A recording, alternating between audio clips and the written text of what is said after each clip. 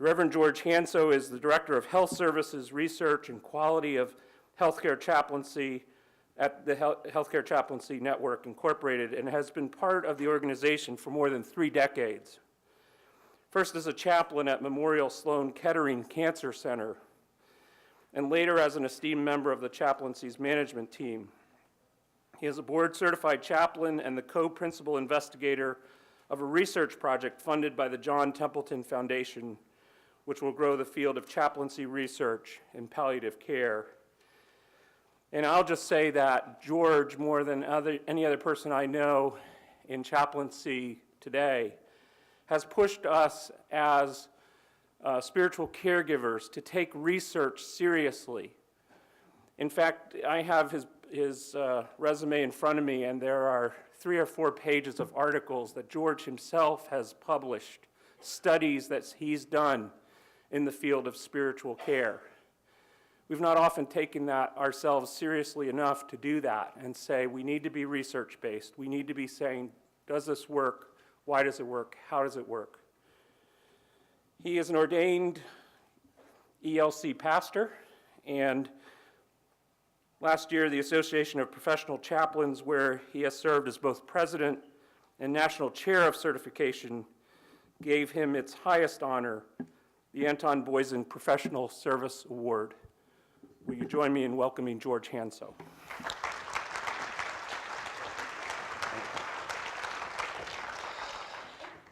Let's see, usually I have to adjust things after my boss gets done here. You know, everything, the mic has to come down and stuff like that, but he did it without it. So, good afternoon.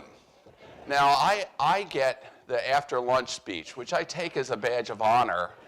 And I'm glad to see all of you that I can see at least look like you have your eyes open. This is a good start. And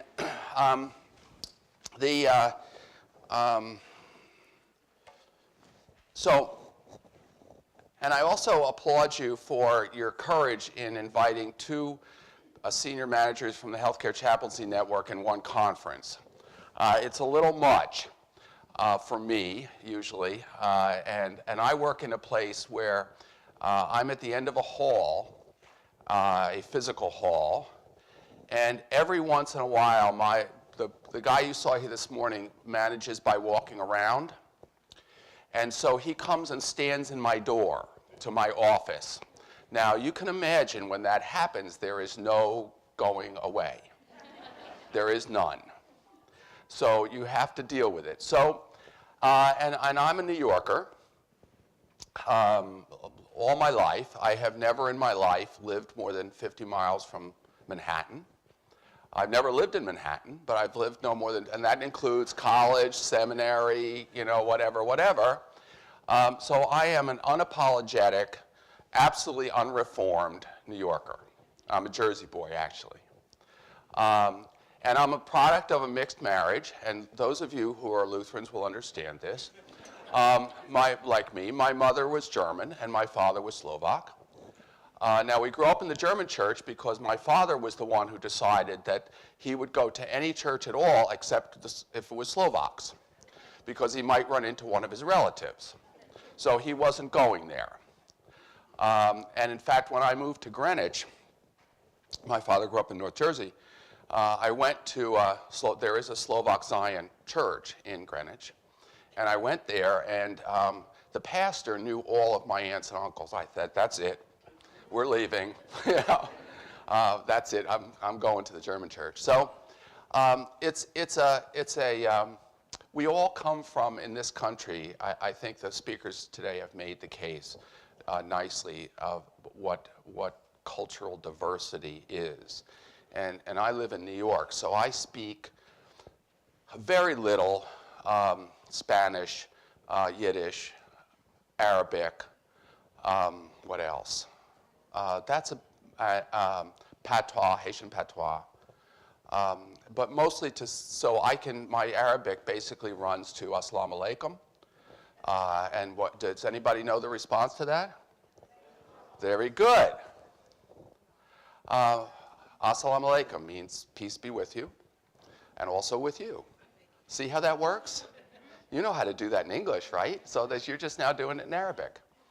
And I think, the point that we're going to talk about today is there's cultural sensitivity. And we talk about cultural sensitivity instead of, we've stopped trying to use the term cultural competence. Because I think authors have made the point, and I agree, that we can never be culturally competent. It means that you have mastered all there is to know about this subject. So think about that. It's certainly not going to happen in New York City, I will tell you right now. One of the hospitals that we serve is New York Hospital, Queens, which is in the Presbyterian system, and they're in Flushing, which is where LaGuardia Airport is, and Citi Field, where my beloved and totally incompetent Mets play. And in the hospital, the signs in the lobby are in 9 languages. 9. Try to count what 9 is going to be and see how you get to it. And none of those groups have more than 30 to 40% of the population. So in 4 blocks from the number 7 train station to the hospital, it's Chinese. All the signs are in Chinese. Then they switch. There's an Indian and Pakistani section that is a couple of blocks. And then it switches to Russian and Yiddish. This is walking down the same street that takes 15 minutes from the subway station to the hospital. So you can't possibly, now we're fortunate that we have staffing that place in terms of chaplains, an Orthodox rabbi, a Korean Presbyterian woman, and a Roman Catholic Chinese woman who speaks 3 dialects of Chinese. So we're doing pretty well on that one, but it's still, there's a lot that they don't know. So cultural sensitivity is what we do. Just let me say a little bit about, people get confused about what I do, because I am a chaplain. Been a board certified chaplain for 30 plus years. And if you stay a board certified chaplain, they make you some office and then they give you an award. And the only beauty of that means that they can't nominate you for anything else because you're done, I've had all the jobs already. So I'm done and I can complain all I want, and I do, and they can't, there's nothing they can do to me. So this older stuff has some advantages. But as Scott said, we've come to a place in healthcare chaplaincy, and I've come to a place in my career where somebody, and not all of us, but somebody has to get to the place where we have evidence for the efficacy of chaplaincy that we all know, and spiritual care that we all know is there.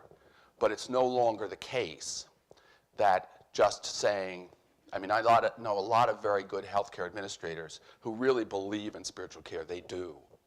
But they say to me, George, I can't do it. I need an evidence base. I was in Washington last summer, and there's a congressman from Northeast Ohio who has written a book on meditation, actually, and he started to appreciate spirituality when he watched his grandmother growing up say her rosary, and he realized that after she said her rosary, she was a lot calmer than before. And that's how he got convinced. But I said to him, you're so behind us, why can't we get a hearing on the Hill? And he said, you show me the science, and I'll take it to the Hill. So that's what we're about. And we have this little conference next week, which, by the way, if you want to get a virtual, it's being simultaneously streamed. And if you still have a chance to buy, $400 gets you a streaming video for 3 days of solid, if you can stand it. We're reporting out 6 studies that came from this Templeton project that are all have a researcher and have a board certified chaplain on them. So first time we got these chaplains on this research. So anybody that still is interested, there's still time. My registrar will hate me because she's swamped, but there we go. So I'm doing this, and also a quality improvement. I think, you know, we have to get better at what we do, and cultural sensitivity is part of that. So here's some of these things. I'll try to tell you what are somebody else's work, and so you have to take it seriously, and what's my work, and so you can disregard it if you want to. This is mine, but I believe, you know, I don't know about others of you who went to seminary, but when I went to seminary and took preaching, and I didn't learn much about preaching, but they said to me in my good New England seminary, there are 3 points to a sermon. Does anybody know what the 3 points are? Can you tell me? You tell them what you're going to say, you say it, you tell them what you said. So this is all 3 of those points right here. And this is the end game for me. This is what this is all about. As Eric suggested, this is about creating a healthcare institution where patients, family members, and staff can live out their spiritual and religious beliefs, values, and practices within the bounds of mutual respect and safe healthcare practices. So, you know, there's some things that they can't do. You know, I had a family who wanted to, you know, come and bring a chicken and kill it and swing it around their head on the pediatrics unit at Memorial Sloan Kettering. The risk management people and infectious disease were not happy. So that didn't happen. So there's some limits, and you have to be clear about what those are. There's a new mindset. When I came into healthcare, there was it was a risk avoidance mindset in administrators. So I went in one day in the early 90s to my administrator at Memorial and said, we have a new resident, and we have a significant, and Memorial had and still have a significant Orthodox Jewish population. And I said, you know, we've accepted, here's our resident class, CP resident class, and this guy, Yusuf Hassan, is a African-American Muslim. She knows that we have them assigned to units and they visit everybody. And she looked at me and said, you're out of your mind. What is going to happen the first time he walks into the room of an Orthodox woman and introduces himself as Imam Hassan? All hell's going to break loose and it's going to wind up down at my office. I said, fear not. We did a good job. Now, bottom line is, he's still at Memorial. He's been on the staff. He took my job as pediatrics. Some of you know Imam Yusuf Hassan. He's about this big. Was the first Muslim to be board certified as a chaplain in the world, I think, certainly in this country. And he hasn't left Memorial ever since. So I was right. But she had given me a lot. So that mindset is now gone. I think today it would be about why not, and what do we have to do to meet the cultural and needs of our, not only just our patients, but also our employees. We want to retain employees. So that means, how do we accommodate the cultural and religious and spiritual needs of our employees? So for instance, in our places usually, I don't know about yours, we have significant Muslim employee base in New York. And during Ramadan, we put out, chaplains usually put food for them to break fast. So they come down and they take 10 minutes, they break fast, they make their prayers, they go back to work. Otherwise, they're going to go out of the hospital, they're going to look for a mosque, they're going to be gone for an hour, because they are going to do what they have to do to break their fast. They are. So, and the employees feel like they're really cared for. And how much does it cost? It costs nothing to do. And sometimes families will come too, of course, but it's really not just about that, but it's about employee satisfaction and retention. Doesn't mean knowing. It's a respect for differences, and this point's been made already, and that there are many ways of viewing the world that are, I don't know why they put mine on full pages, and my boss got the small one. I'm going to tell him about that at some point, point that out to him. But it is about willingness to accept that there are other ways of viewing the world. and our way is not the only way. And it's not about right and wrong.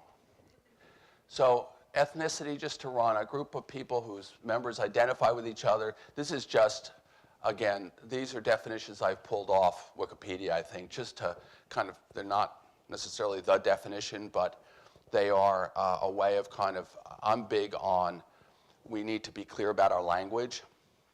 And if we use ethnicity, culture interchangeably, we get into trouble because they're not the same. And we need to at least have some definition of what they are. So this is mine for ethnicity and culture. A learned or shared knowledge, beliefs, traditions, customs, rules, arts, history, folklore. And it's how we interpret experiences and generate social behavior. So cultures are cultures. And so as I said, I grew up in a European household, and punctuality was highly valued, which makes me a good fit for healthcare, because one of the values of healthcare is that we value punctuality. And oh, by the way, there's a healthcare culture that has its own values that we need to take into account. So some years ago, my wife and I were invited to a wedding of a Lutheran pastor colleague who was being married to a woman from Jamaica in a Lutheran church in Brooklyn. And we arrived there, being good, punctual people. We arrived there 15 minutes before the service, thinking that was the right thing to do. The church was black. There was not a light on.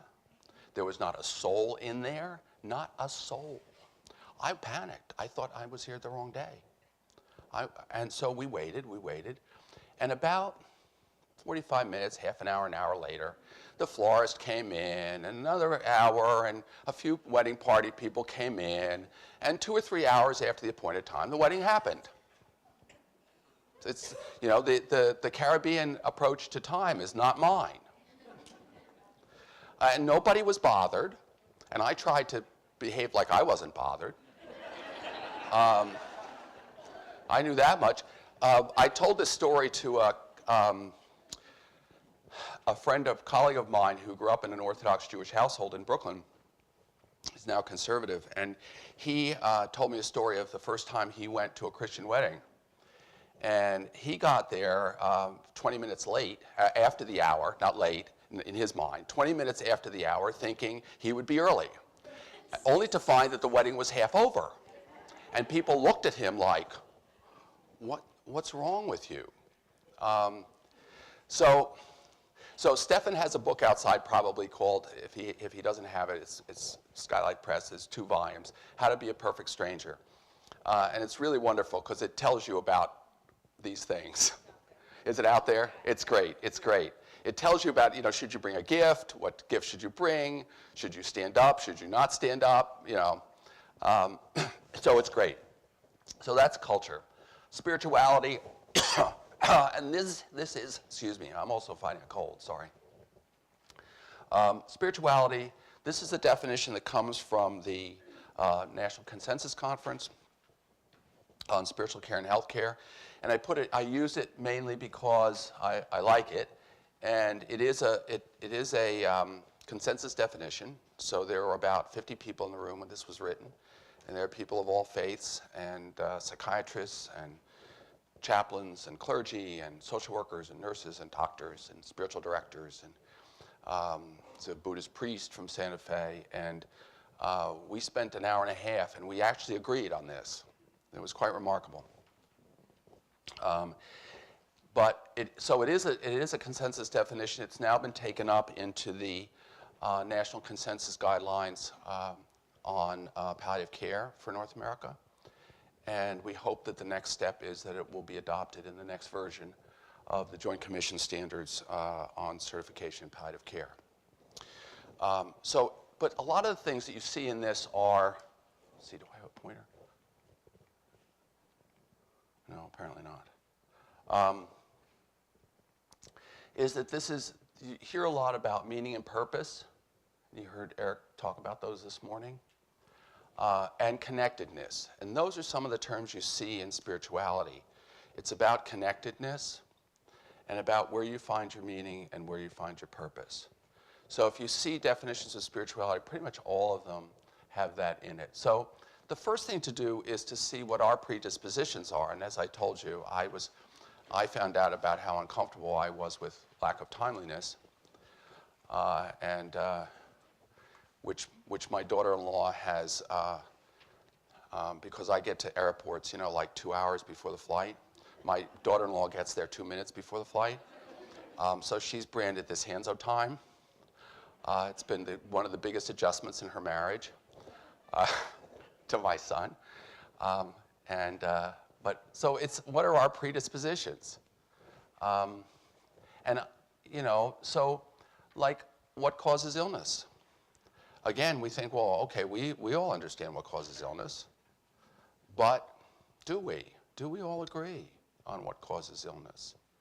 I mean, I've got a cold now, and I'm running a monster conference next week, monster conference, on which the future of, if you ask my boss, the future of the healthcare chaplaincy rests. And on which the John Templeton Foundation has invested a cool $3 million, which I have successfully spent. Piece of cake. So no pressure about that. So is this cold stress related?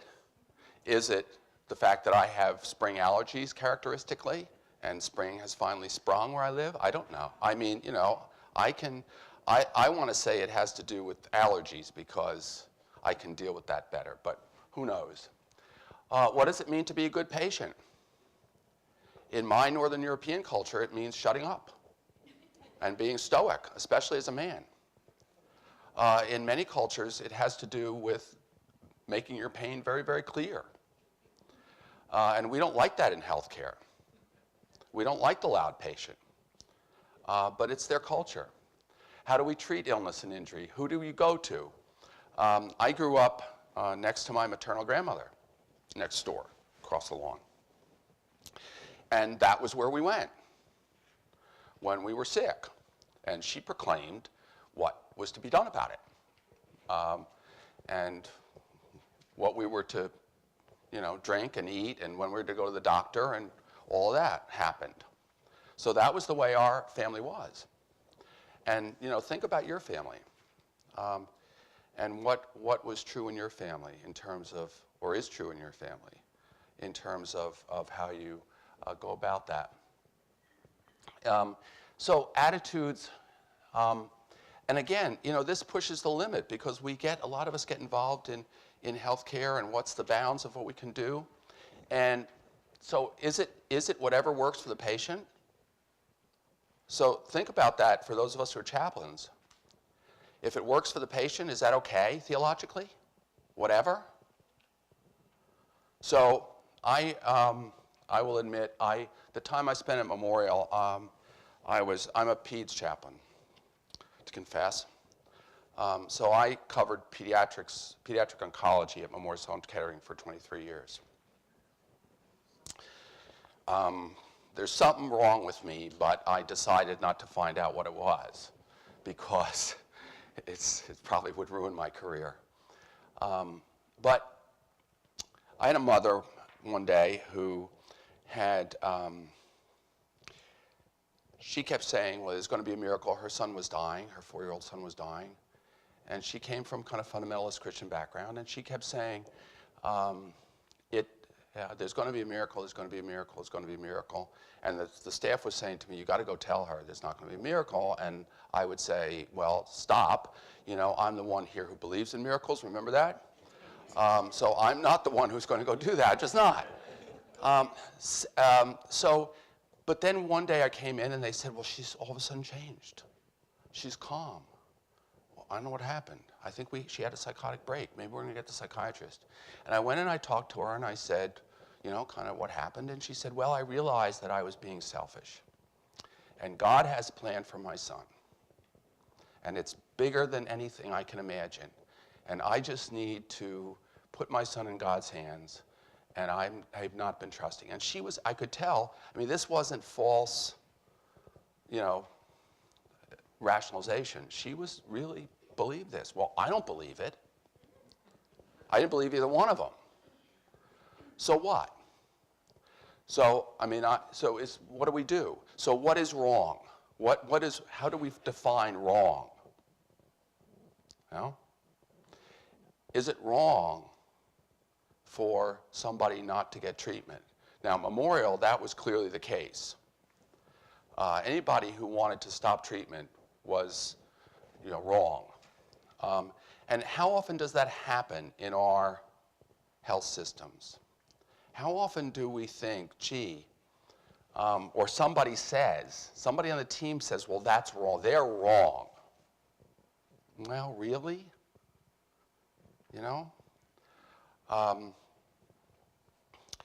Amy Berman, I don't know, do any of you know Amy Berman's work at all, or have seen her around? Amy Berman is a project officer at the Hartford Foundation in New York. She's also a nurse. And about 4 years ago, she was diagnosed with inflammatory breast cancer, metastasized to her spine, stage 4, incurable. She opted, they were going to, her doctors, she went to the best doctors, they were all going to give her chemotherapy. And she said, well, I'll take a little bit, but no. And they were outraged that she wasn't going to take their stuff. And so she's been a poster child for palliative care now for 4 years. I saw her a couple weeks ago in San Diego. She looks great. And she's been on all the talk shows. And she feels great. She climbs mountains. She's in her 50s. She kayaks. She takes some medication, of course, for her symptoms, including a little mild chemotherapy to retard the cancer. But she's great. If she's taken chemotherapy, she'd probably be dead now. And by her calculations, she saved herself and the health system about $1.2 million. So was she wrong? Clearly. I mean, in my mind, no. It worked. But the health system culture is you need to accept all the treatment we can give you. And that's not what it is. So,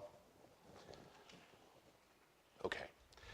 Aspects of culture. And Scott said I was going to talk about assessment. So this really is about assessment. And I think everybody has said, I heard Gilberto and I heard Eric both talk about how, they're individuals and, we need to know what the general beliefs of different cultures and religions are. But we also, there's things you need to know. I mean, I need to know that when I meet a woman with a hijab or with her head covered that she's an Orthodox Jew, I do not put my hand out to shake her hand unless she reaches out to me. I just do. I need to know that because it would be embarrassing to this woman if I reached my hand out. And so there's certain things you have to know if you work in certain cultures. But it's all about assessment. And there are, aspects of culture. So knowledge and comprehension is one, and that's clearly there. But attitudes, and I've talked about being open to things, and that's there, and skills. And there's also individual culture and organizational culture. So this is actually the 4: facilitate, provide, care, advise. Anybody recognize that? Any ex-military chaplains in the house? This is these are the 4 parts of a active duty military chaplain's job in the United States. So they facilitate food, worship, prayer. We provide worship to those who are of our group. We care. That's where most of healthcare chaplaincy works, not so much in the active duty military. And advise our administrators. So I think that applies to us. We should be advising our healthcare administrators on how we treat different cultures, how we do things in the institution. This is what I said about the healthcare culture. So look at this and see if it makes sense to you. This isn't mine, this is somebody else's. But you see, Beliefs. They have beliefs, standard definitions of health and illness, the omnipotence of technology, right? Everything can be solved with another MRI. Practices, maintenance of health, prevention, habits, charting, right? You didn't chart it, don't chart it, didn't happen, right? And that's just a part of healthcare culture. You know, this is not an oral transmission culture. Many cultures are.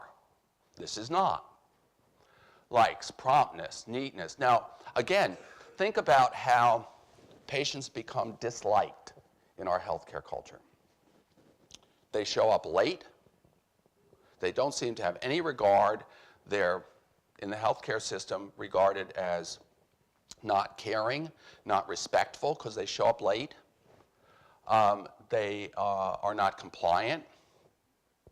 They don't think about taking their medicine necessarily. And they are not deferential. They don't seem to abide by things like hand washing. And I think we've gotten rid of the limiting visitors and visiting hours, but there's still some of that. But this is our culture, and we have to recognize it. So here are the aspects of culture, and this is from some of the stuff that Eric has said is on our website, and you can download it, and you're free to use it. I will only warn you about one thing about it. If you write to me and say, gee, you don't have any material on my culture, blah, blah, blah, or my religion, I will write back to you and say, great, we'd be happy to publish something that you would write. I will, because we don't put anything up there that's not written by someone from that religion or that culture. We don't. People have responded to that, but just be warned that that will happen to you rather quickly. So, sense of self and space. Is handshaking done? Is it bowing? Communications and language. I am a direct communicator. It's my Northern European heritage. And I have to be careful. And I live in New York, where direct communication is valued on the whole. I had an argument with one of my colleagues who's from Southern California but lived a long time in Missouri. And he got very angry at me because I would sit at board meetings and cut people off before they'd finish their sentence. And he admitted that he cannot to this day talk and think at the same time. So he leaves a gap, and that's what he considered respectful, until one day we went to a conference about this, and the guy was saying, in some cultures, it's respectful to finish somebody's sentence for them. And that's considered that you're paying attention. And I said, see? I told you. So stand on the street corner in New York in some neighborhoods and listen to what happens. And if you think you're going to finish your sentence, you're just dead wrong. It just isn't going to happen for you. So, but that's what I am. So I need to be careful. My wife came from a family of very indirect communication, and she likes the direct better, but it's still jarring for her every once in a while when I say, we're not doing that. That's a mess. Whoa. And so it is two different things. So in other words, an indirect communication meaning is found around the words, not in the words. I use words very sparingly and very directly. Indirect communication, it's about what's between the lines, what's between the words. Dress and appearance. So we are a dress for success culture. I grew up in the New York City area where things are fairly formal. I grew up in a healthcare institution, Memorial Sloan Kettering, which is I always called the IBM of healthcare, because this was pretty much standard wear for me. When I left Memorial, I started buying sport coats and shirts that weren't blue or white, because and non-striped ties, because at Memorial that's what you did. I mean, especially I was a department head, and that was the culture. It's still my older son lives in Los Angeles and works for a fairly new 4-year-old startup in a techie field. So he goes to work and he's like the COO.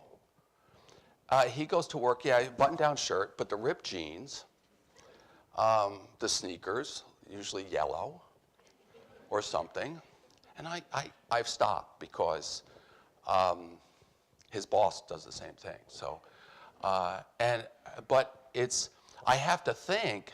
I get gigs in Southern California because everybody knows that I'm cheap to go to Southern California, because especially now that I have a granddaughter there, and all you need to do is pay a plane fare and I'm there. So it's very cheap. But I don't take my suit. I take a sport coat maybe, and maybe I take a tie because I usually don't wear it. I gave grand rounds at Cedars-Sinai, which is the big, one of the big hospitals in Los Angeles. And I wore a tie because I just couldn't stand it. I was so uncomfortable. But I think I was the only one in the room with a tie. I was full of physicians. But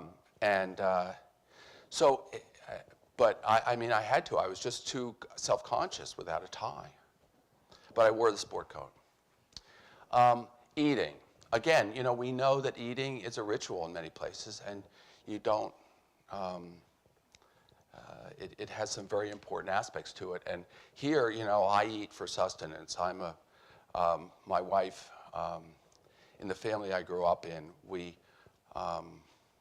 often we did not sit down to eat at all. I mean, we just didn't sit down. We ate standing up. And it makes my wife absolutely out of her mind. Until she thought it was me until she saw my brother do it. And so it's like, why would I sit down? Why would I use a plate? I stand over the sink, it saves plates, I'm done, and I go. What's the problem? I don't understand it. And so, but that was what my father did. But it wasn't about eating as a social experience, clearly. So, and of course, religious rules apply. So if you eat in a home of observant Jew, for instance, there are rituals before every meal. I had to learn, one of the things I had to learn, and it took me years actually, one of my dearest colleagues who just died about a week ago, Pesach Krause, was a conservative Jew. And so he would bring his tray in the cafeteria, put it down on the table, and then he would, of course, go and wash his hands. And until he had washed his hands and come back and eaten the bread, he wasn't going to talk to me. But I took a long time, and I knew this. I knew it. But I kept talking to him anyway. I think I eventually learned it, and he was very gracious. He was a wonderfully gracious guy. But he would smile at me, and his mouth was going, but it wasn't talking to me. He was making his prayers before the meal. And it was about those religious rules that he was just going to observe, whether I was smart enough to get there or not. And I wasn't for a long time. So this is the one that's harder for me. I'm a absolutely linear thinker. Absolutely linear thinker. I was trained as a scientist. And I go connect the dots, point A to point B to point C to point B, which makes me a great grant writer, actually. Because, foundations want to see A, B, C, connect the dots. It's great. It's not so great if I have to try to understand somebody I've supervised people over time they were not linear thinkers, made me crazy. Crazy. I had no idea what they were talking about. And they were talking English too. I just didn't, because I just don't know how to follow nonlinear thinking. Nobody ever taught me that. But it's, a lot of people do it. So there's time spent enjoying relationships. Again, relationship with family, friends, responsibility to self.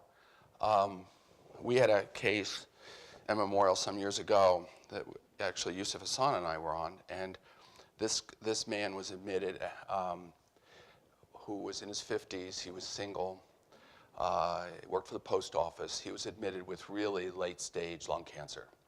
I mean, even Memorial wasn't going to treat him, and they'll treat anybody. So we were trying to get him. He was in tremendous pain. We needed to make him DNR to get him to hospice, but we were afraid that we couldn't give him pain med. We thought he might stop breathing. He was so bad. And but there was a sister there, and they couldn't. The sister, they would go in and talk to the guy, and he'd agree, and the sister would go back in and talk him out of it. So Yusuf and I went up there, and we scoped the situation, and we realized that this family, there were 8 siblings. This guy was the youngest. And they made healthcare decisions. When any one of them got sick, the healthcare treatment decision was made by the 8 corporately. So no decision was going to get made until the 8 had assembled. And they were coming by car from Oklahoma, Illinois, Kansas, and South Carolina. And we had to tell the irate house staff, it's just not going to, just get over it. Get used to it. This guy's going to be the way he is until they get here. That's it. Sorry. The sister is not going to allow it to happen. She is not. Because she'll have to be accountable to her siblings when they get here. And when they got there, Yusuf and I walked in the room, and Yusuf is about this big. And the oldest brother, who was clear, was the oldest brother, had a tractor cap on it, said, Jesus is Lord. And Yusuf, who grew up in Alabama as a Baptist, I hear him whispering, saying, because we all talk to ourselves. He goes, "Oh Lord, we're in trouble now." But once the family got there, we got the hospice nurse in, and they agreed to take this guy to hospice. So it was fine, but we just had violated their structure about how this was going to work. And the family was the family, and it wasn't going to work. And the same thing is true, we have trouble with people who don't believe, only North America and Europe basically believes in individual autonomy. None of the rest of the world does. So, we get these people like, Mrs. Chan, who you go and you say, "Mrs. Chan, we need you to sign this. My son signs." "Well, no, you have to sign. No, my son signs."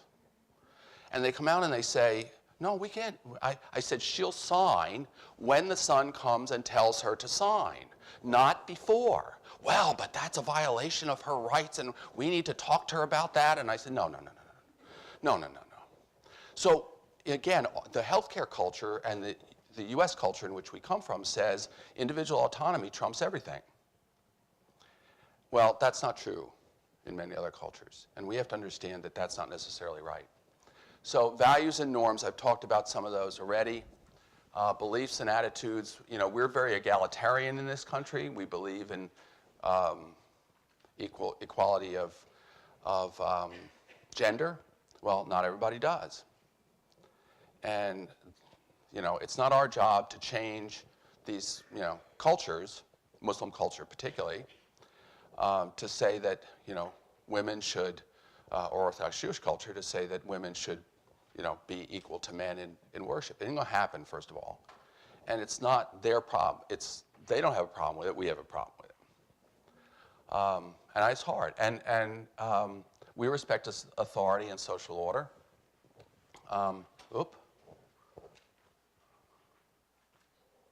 What did I do? Yeah, work habits. I'm an achiever. I score off the charts on the achievement. I got to check off 5 things a day that I've done. It's a European value. CP failed miserably to teach me about process. And I can call some CP supervisors' names I'll give you who will attest to that fact. And, you know, and work habits, again. So, again, you know, keeping the Sabbath, death and dying, you know, how do we, and how is medical information communicated? And, you know, it's okay that some families are going to say, Mrs. Chan is going to say, you tell my son will tell me, or not. We're not going to say that, but that's what it amounts to. And we have to say, well, you know, that's her choice. And, you know, if we're in a culture now of patient-centered care, if we really believe in patient-centered care and the patient really says, I don't want this information, you give it to my son, to my husband, whatever, that's what they want. And there's nothing wrong with them or what they want. So again, here's another one. This is kind of tripartite thing from my colleague, Larry Burton. And one of the problems we have in healthcare is most of us are negotiators. We're negotiators in our faith. We believe in Scripture, but we also believe that we should interpret Scripture among us, you know. We have a lot of people who are what are called traditional thinkers. We call them conservative thinkers. And the authority is totally external. So again, you know, my pastor decides, Scripture says, the imam decides, the rabbi decides. That's it. That's it. It's the way it is. And it's also, again, terribly frustrating for healthcare people because we try to negotiate with them. And we fail because they're not going to negotiate. Yeah. Tell me if it's appropriate for the case about the Shivels, about the couple who Right. lost 2 children. Terry Shiva we're talking about here. There was lost 2 children? I'm sorry. They lost it because they didn't believe in healthcare. Right. Well, see, that's, again, the whole issue of immunization and children is, again, where we have to decide what are the limits in our culture. You know, and where do we have, where does the culture, where does the society have a duty to protect children, to protect people with mental illness or mental deficiency who, you know, cannot make a decision with themselves. That's different from Mrs. Chan, who has all her faculties. She knows exactly what she's doing, and she's okay with it. That's a different issue. But then where does the line go? You know, I have chemotherapy, and I had we had teenagers on the unit, and the underage, and if a teenager said, I'm not taking chemo, you know, the staff would say, well, we got to make them. And I said, this kid's 6'2", and who's going to go out and strap him to what gurney and bring him into this hospital to pump chemo in him? Come on. What are you going to do? So, I mean, you really have to play this, you know, where does that go? And I think it's a very tricky business in many ways. But, you know, immunization is a good example. Because in my church, a member of my church is a Shiva and has 3 kids. And Right. the Department of, you know, Health needs to bring one there, making sure the kids are getting their appointments. And, Right. you know, Well, and there's a lot of, we've had outbreaks of measles now in this country because a lot of people are not getting immunized. So it's not just an issue for those kids, it's an issue for the population as a whole.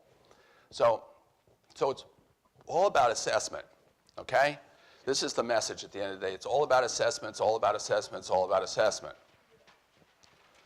And, you know, you have to do the whole story, and somebody has to document it in the record so the team knows it. And you don't have to document everything. So, you know, some people don't have, you know, a daily religious ritual. Fine.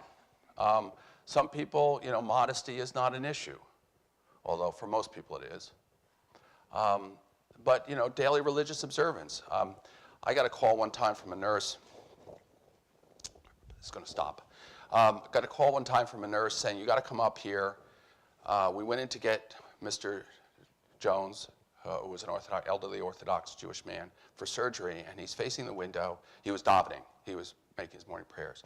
And she knew that this orthopedic surgeon was a real pain in the butt, and he was literally, had been known to leave the operating room, break sterile contain, and come upstairs and yell at the nurses when his patient wasn't down there. So they were shaking in their boots. Now, that could have been prevented by good assessment. They should have known that this guy had a, that should have been in the notes, it should have been documented, and they should have known. But they didn't. So, again, you know, what is healing? Eric talked about this a little this morning. What does it mean to you? What does it mean to your team? What does it mean to your family, families to be healed? I'm going to stop.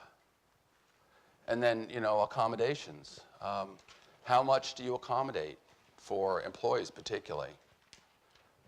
What's an accommodation? Or what do you say, well, no, this is something you have to do on your own time?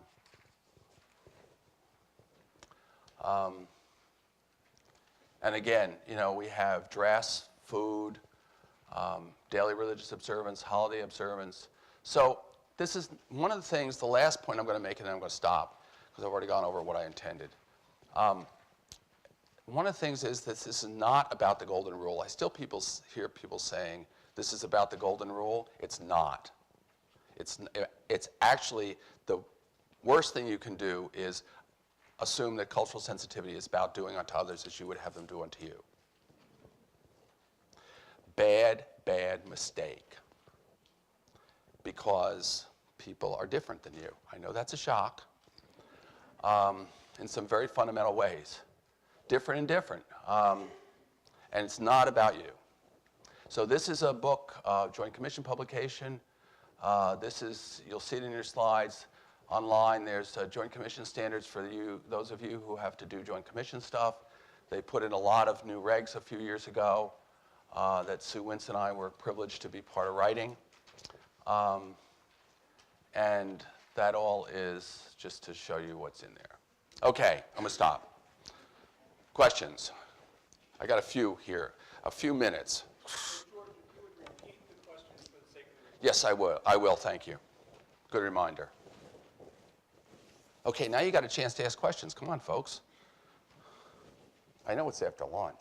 Yes? Sorry, I missed the first few minutes, but can you address or define LGBT or disability issues as cultural? Yes. If you, I haven't, but the Joint Commission has. I was telling Ann Huey, are you still here, Ann? This morning, because she asked me about this, if you look in what about LGBT issues? And disabilities. In the roadmap, in the stuff, in the Joint Commission standards, you can hear the LGBT voice very clearly, and the disability voice. They were clearly at the table and made their voices heard. So, and those standards go through the stages of treatment. So it's admission, assessment, treatment, end of life, blah blah. So there's lots of stuff about partners in attendance, and I would say that's the best source I know. There's not research, as far as I know, but it's clearly gotten into Joint Commission standards. Yeah? How do you navigate between your role advocating for the patient and your place of employment? Right. Good question. How do we navigate between advocating for the patient and your place of employment? Well, I think, first of all, you need to have a good relationship with your team. Because if you come busting on the floor and out of the blue and say, you got to do this, you know, it's a waste of time. You're not going to get anything for the patient, and you're going to be thrown off the floor. So I think it starts with having a relationship with the team where they trust you to represent this voice. And then it's a question of, you know, a good assessment. You know, you know, anybody who's been a student of mine knows you don't come into my office. There are two words you don't use. I believe or I assume. Bad. I'll send you back upstairs. You need to know. You need to be able to say, the patient said to me X. I asked the patient about their, jewelry, and they said, this is Baba. So, and that's the way you document in the record. I think that's the, more concrete, the more concrete you can be, the better off you are, I think. And that's how you advocate, by presenting what the patient tells you. But they only tell you if you do the right assessment. So, good question. Thank you. Next question. Oh, boy. Come on, I got to drive 2.5 hours back to Connecticut, folks. Yeah. Why would you not ask, do you understand? Because in many cultures, they're going to tell you yes. Why? The question is, why would you not ask, do you understand? Because they'll say yes. So what have you learned? In nursing, the nursing literature about consents, you'll see this thing called talkback, I think it's called. Anybody know what I'm talking about? I may have the wrong name. Teach back, thank you very much. Where you teach something and then you say, tell me what I just said. That's how you say it nicer than that. But that's the point. The point is you get them to repeat back to you what you've told them. And then you know. Yes is like, so, maybe they're telling you the truth. Or how do you know whether they really understand or not? Even if they're being honest with you, even if they think they understand, how do you know? You don't. Yeah. Can I also answer that just from my perspective? Please. I come from, my parents immigrated from Hungary. Right. And they learned to speak the language. And I remember one of the most offensive things that people would say to them was, people would call at my house and go to my mother, do you speak English? Do you Right. understand English? So if someone says that, to me, it would be kind of like, what, you don't think I Right. it just would be, it would shut me off because it would be so offensive that they would assume, and Right. not everyone does, but it would almost like make an assumption. Yeah, there's a huge problem in this country, and it's not necessarily language-based, with health literacy. The percentage of people who are not judged to be health literate is very high. It's way over 50%. And most of them are native English speakers. So, again, the assumption that because their first language is not English, that they're not health literate is also a mistake. That's the other side of it.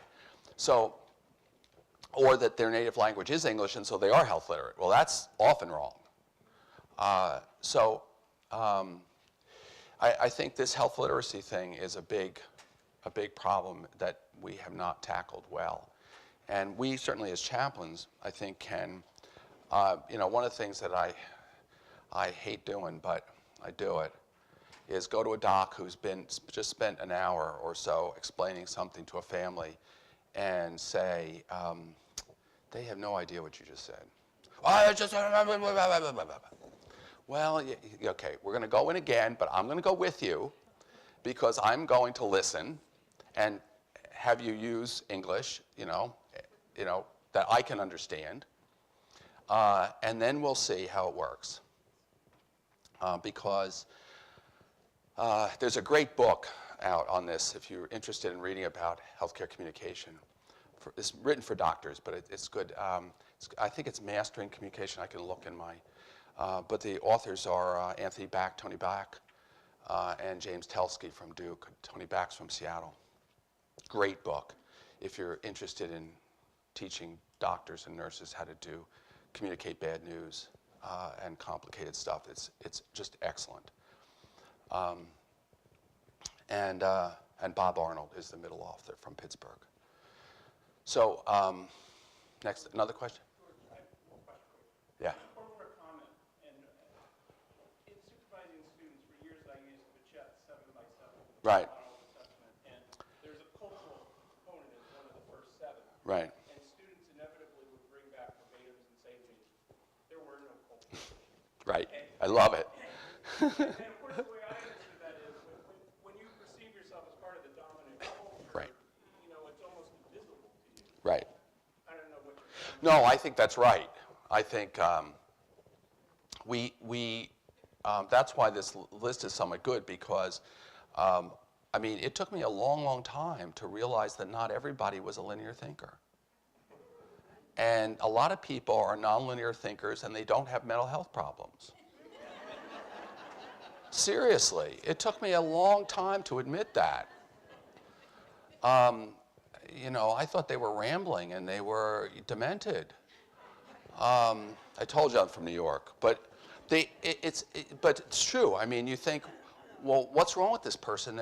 I'm speaking English, straight English, and they're not getting it, or I'm not understanding what they say. No, I think it's an excellent. That's why assessment is so critical, and you can't miss points because you miss something critical. And